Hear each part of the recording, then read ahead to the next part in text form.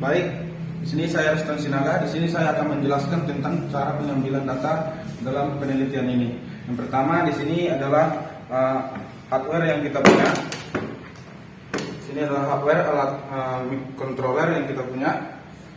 Di sini ada sensor akselerometer dan di sini ada sensor kecepatan. Kemudian selanjutnya di sini adalah mesin rotor dinamik. Di sini dalam kondisi misalignment paralel 3 mm. Di sini kita hilangkan untuk support base plate-nya. Sini kita tambahkan 2 dan di sini kita tambahkan 2. Jadi ini keadaan sekarang ini dalam keadaan misalignment paralel 3 mm. Kemudian di sini ada perangkat lunak yang kita punya. Di sini kita database Superbase. Di sini untuk menampung data RPM. Di sini ada RPM float. Kemudian data-data kecepatan getaran dalam bentuk RMS. Kemudian di sini ada untuk data dari percepatan getaran berbentuk teks. Di sini kita terima dalam bentuk teks. Kemudian di sini ada bentuk inilah website kita. Masih dalam kosong. Kemudian selanjutnya kita akan melakukan pemasangan sensor.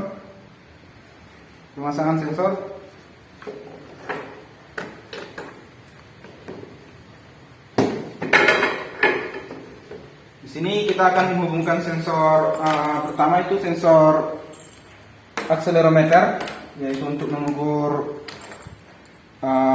getaran mesin. Sini kita sambungkan ke controller menggunakan konektor. Kemudian pada ini kita sambungkan lagi menggunakan sensor akselerometernya.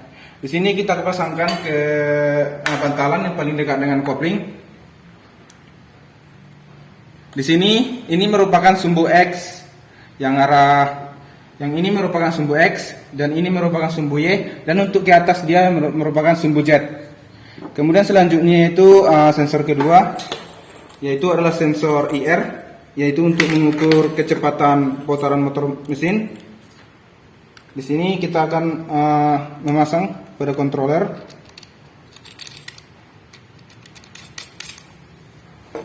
Kemudian selanjutnya kita akan memasang ke sensornya.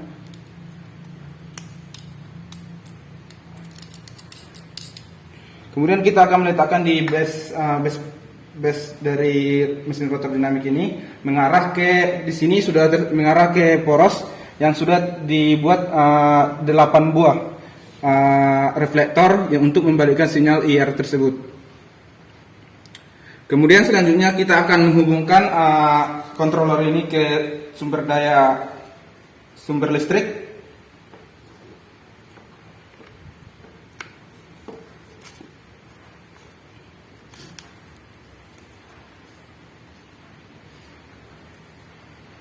Kemudian kita masukkan ke sini ke arah kita perbaiki posisi dari sensor dan controller. Kemudian di sini kita akan menghidupkan rotor dinamik menggunakan select regulator.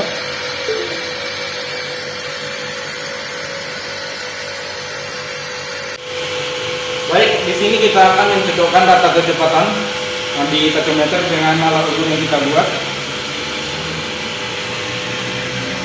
Di sini di 2899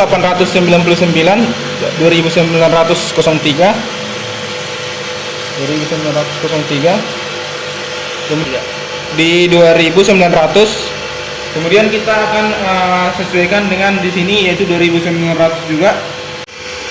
Kemudian selanjutnya yaitu pesan early warning atau early warning system, di mana early warning system dari getaran ini kita ambil dari kecepatan getaran mesin yaitu VRMS, dikirim melalui microcontroller ini langsung ke Telegram tanpa melalui ke website.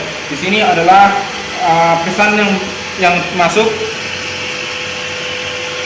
yaitu ini ada pesan baru dengan label getaran itu di unacceptable.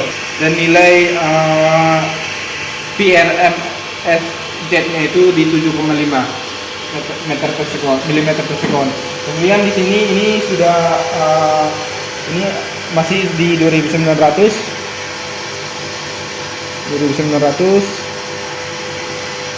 Ini adalah grafik kecepatannya. Ini berjalan terus meskipun ada fluktuatif dia, tapi dia di konstan di 2900. Ini dia database yang menerima data getaran. Dia ini berupa teks, tapi diterima dalam bentuk array. Dia ini diterima dalam sekumpulan data yang sama, sehingga data yang diterima ini tidak akan ada data yang akan hilang. Kemudian selanjutnya yaitu adalah data float, data dari kecepatan. Di sini ada data kecepatan. Kemudian ada data kecepatan putaran motor. Kemudian ada data kecepatan data kecepatan getaran RMS dari sumbu ke 3 sumbu X, Y, dan Z. Kemudian ada di sini setelah ini ada tampilan dari GUI yang telah kita rancang sebelumnya. Ini adalah nilai dari putaran sekarang, yaitu di 3000 rpm, dan di sini sekarang turun jadi 2980. Kemudian di sini ada data dari setiap getaran tadi. Ini masih ada naik turun, tapi dia konstan di 2800. Kemudian ini adalah data dari kecepatan getaran atau RMS.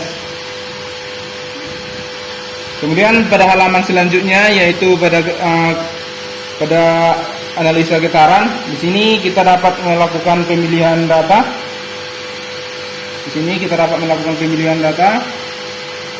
Hanya di sini kita dapat melakukan pemilihan. Kemudian ini adalah time domain.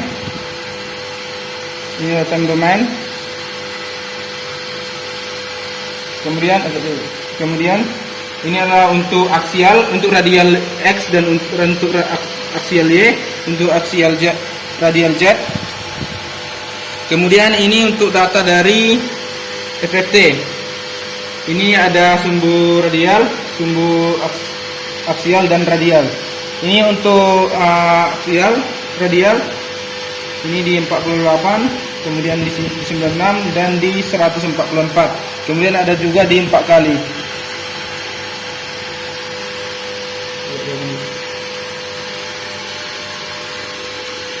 Oke, setelah itu kita dapat melakukan perubahan kecepatan dengan menurunkan kecepatan barang mesin.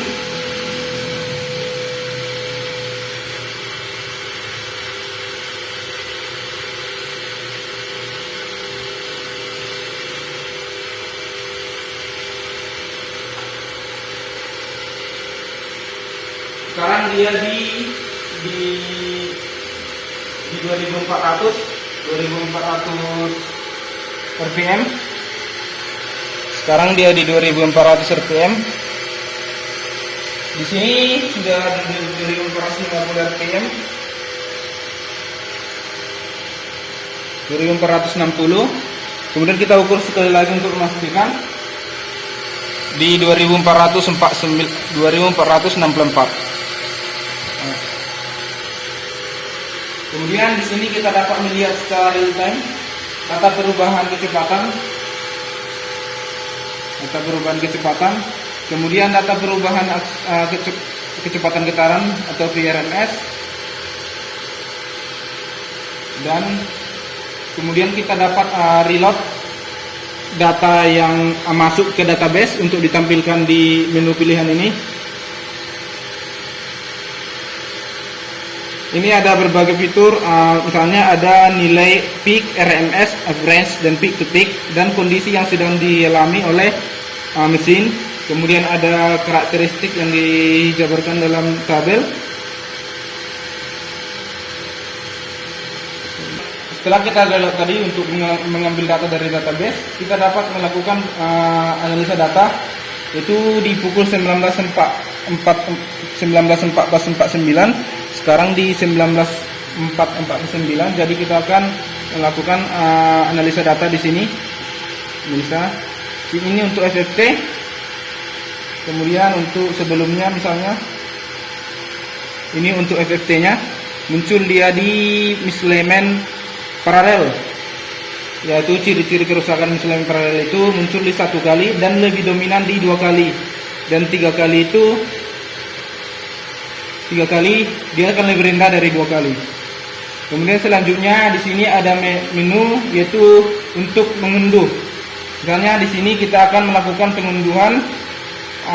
pengunduhan data, atau kita ingin mencari data yang paling besar, bisa kita urutkan data akselerasi ini di sini. Kemudian pada menu paling bawah halaman terdapat menu unduh, ada tabel akselerasi dari X. Nanti tabel dari data getaran ini akan ditampilkan dalam tabel ini, ada 3 sumbu. Kemudian pada salah satu tabel bisa kita unduh. Ini misalnya kita perbesar dia, ini kita unduh untuk mendapatkan nilai CSV atau nilai Excel dari apa yang sudah ditampilkan tadi. Ini nilai dari data yang tadi sedang dibuka melalui Excel.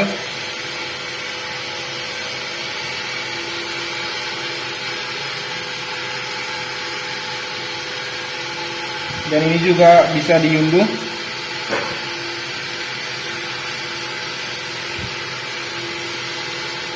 Ini hasil dari download yang sudah di-download tadi. Demikian cara pengambilan data dalam penelitian ini menggunakan alat ukur yang sudah saya buat. Terima kasih.